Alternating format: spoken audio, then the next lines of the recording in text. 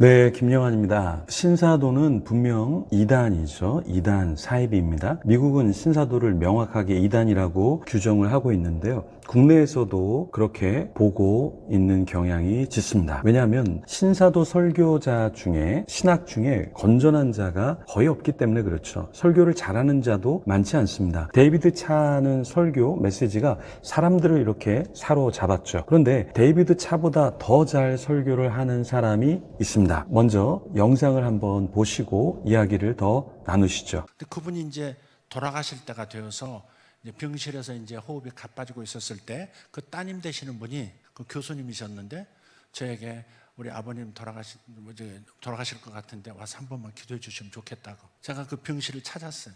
그 병실에 들어갔는데 기도하는데 저쪽에 창문에 그 병실 창문에 천사가 보랏빛이에요. 전체가 보랏빛의 천사가 이렇게 창문에 걸터 앉아서 그가 마지막 숨을 거둘 때를 기다리고 있는 거예요. 그의 천사였던 거예요. 그의 천사. 근데 왜 보랏빛이지?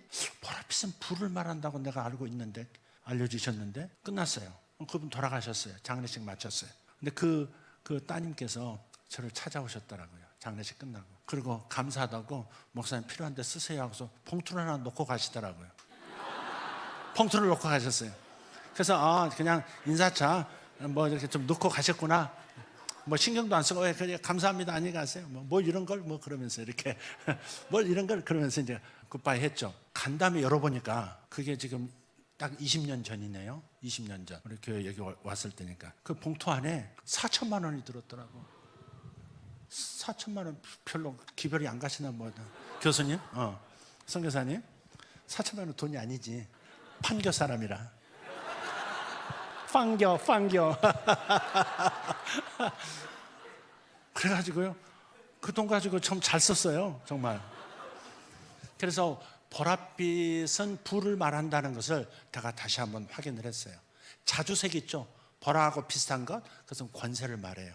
만약에 여러분 남편이 갑자기 꿈에 보랏빛 자주색 이렇게 양복을 이렇게 딴따라처럼 입고 나오시면 승진하려나 보다 그렇게 생각하시면 됩니다. 아멘이 없네. 다 승진 못하게 되기를 바랍니다. 또 무슨 색깔이 있을까? 파랑 하늘색 계열은 전부 계시를 말해요. 계시. 누구를 위해서 기도하는데 귀에 파란 이어링을 하고 있다. 그러면 이 사람은 하나님의 음성을 귀 기울여 들을 수 있는 사람이구나. 그렇게 생각하시면 돼요. 그래서 그런 분들을 위해서는 어때요? 하나님의 음성을 잘 들을 수 있게 해주십시오. 축복해 주면 그 역사가 일어날 거예요. 아멘. 실제로 이미 잘 듣고 있는 사람이든지 그럴 겁니다. 또 무슨 색깔이 있을까? 근데 왜 이렇게 싸납게 얘기해?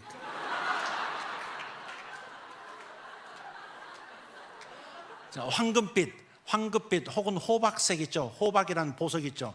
황금빛 혹은 호박색은 하나님의 임재를 나타내요. 저기 수원 한학교회라고 있어요. 고성준 목사님이라고. 거기 전도사님 한 분 있는데 저한테 제가 이제 기도를 해주는데 기도하는데 이렇게 금빛 안개가 발밑에서부터 이렇게 뭉실뭉실 올라오는 거예요. 이렇게 그런 환상을 보이시는 거예요. 그러면서 하나님 주신 말씀이 있어요. 하나님의 임재를 갈망하는 남자다. 하나님의 임재를 굉장히 갈망한다. 그리고 그의 인생 모델은 무슨 형제죠? 무슨 형제라 그러죠? 하나님의 임재 연습이라는 로렌스 형제. 너는 로렌스 형제가 인생의 모델이다. 그랬더니 담임 목사님 옆에 있다가 맞습니다. 인생의 자기 최고의 모델이 로렌스 형제입니다. 그러더라고요. 그러니까 그 황금빛 혹은 호박색의 그것은 하나님의 임재를 말해요. 또 뭐가 있을까? 갈색. 그건 아직 잘 경험을 못해서 얘기하기가 어려워. 회색은 검은색과 흰색의 중간이죠. 저기 형제님, 애기 아빠 회색 시세를 좀 인정하고 살아요.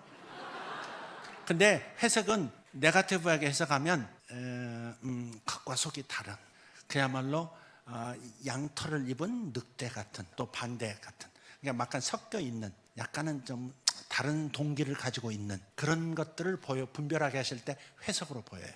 회색이 회립바람으로 일어나잖아요. 사탄의 시험이 있는 것을 말해요. 회립바람이 오른쪽으로 쫙 돌면 그것은 하나님의 천사가 움직이는 것이고, 반대로 돌잖아요. 그럼 사탄의 역사가 있는 걸 말해요.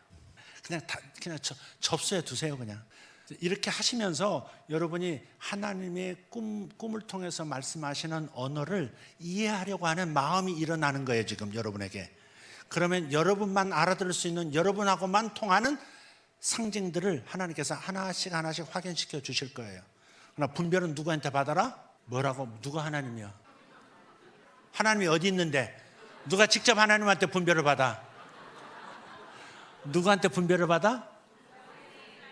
저분에게. 여러분, 목사님과 사모님의 그늘 아래 있어야 뭐든지 할 수 있어요, 여러분이. 여러분, 은사가 있어도 목사님, 사모님 확인을 못하면, 불안하면 여러분 사용할 수 없습니다. 내가 하면 되지 뭐. 아니요, 할 수가 없어요, 교회에서는. 하나님께서 그런 권위를 주셨기 때문에 여러분 마음대로 하시면 안 돼요. 아시겠죠? 자, 이분 누군지는 잘 모르겠는데요. 데이빗 텐트라고 하는 집회, 그리고 더 크로스 처치에서 설교를 했는데요. 유튜브 영상에 올려진 걸 보니까 그 교회에서 한 것 같은데요. 설교가 장난이 아닙니다. 설교가 장난 아니죠. 초대 교부 중 오리겐이 알레고리 설교를 했죠. 근데 오리겐도 풍자적으로 풀었지만 이 사람은 더 풍자적으로 푸는 것 같아요. 오리겐은 선한 사마리아 설교를 비유로 풀었습니다. 선한 사마리아 비유를 알레고릭하게 이렇게 이야기했어요. 행위는 인류로, 강도는 사탄으로, 제사장은 율법으로, 선한 사마리아인은 예수님으로, 여관은 교회로, 다시 오신다라는 표현은 재림으로 해석했습니다. 굉장히 탁월한 해석 같죠? 그런데 이런 초대 교부였던 오리겐은 나중에 이단아가 되었죠. 나중에 훗날에 이 오리겐에 대한 평가가 여러 가지가 있지만 오리겐은 굉장히 책을 많이 읽고 철학과 신학을 잘 접목한 그러한 신학자였고 목회자였죠. 그런데 그 해석은 굉장히 위험했습니다. 그래서 나중에 이단자가 되는데요. 훗날 아돌프 율리어라는 사람이 이런 해석은 폐기되어야 한다 이렇게 주장을 했습니다. 오늘날에는 이 오리겐의 해석을 우리는 받아들이지 않습니다. 알레고리카라고 풍자적인 해석, 신사도적인 해석. 그런데 이 오리겐보다 더 이단적으로 설교를 하는 이분의 설교는 우리가 어떻게 받아들여야 할까요? 오리겐 뺨 때릴 정도로 더 신사도적인데요. 오늘날 이런 자를 2단, 3단, 사입이라고 규정해야 하지 않을까. 여러분은 어떻게 생각하십니까? 이런 자를 집회의 설교자로 세운다? 다음 세대가 이런 설교를 듣고 자란다? 어떻게 성경을 보고 인생을 해석하고 하나님 앞에서 바른 신앙생활을 할 수 있을까요? 이분이 제가 영상에 보여드리진 않았지만 한 소년을 이렇게 앞으로 나오라고 하고 19살에 네가 뭐 어떻게 할 거야? 7세에 너는 뭐 이렇게 하게 될 거야 라고 예언을 막 하는데요. 이게 진짜 설교도 자의적인데 이 예언도 자의적이지 않을까? 여러분은 어떻게 생각하십니까?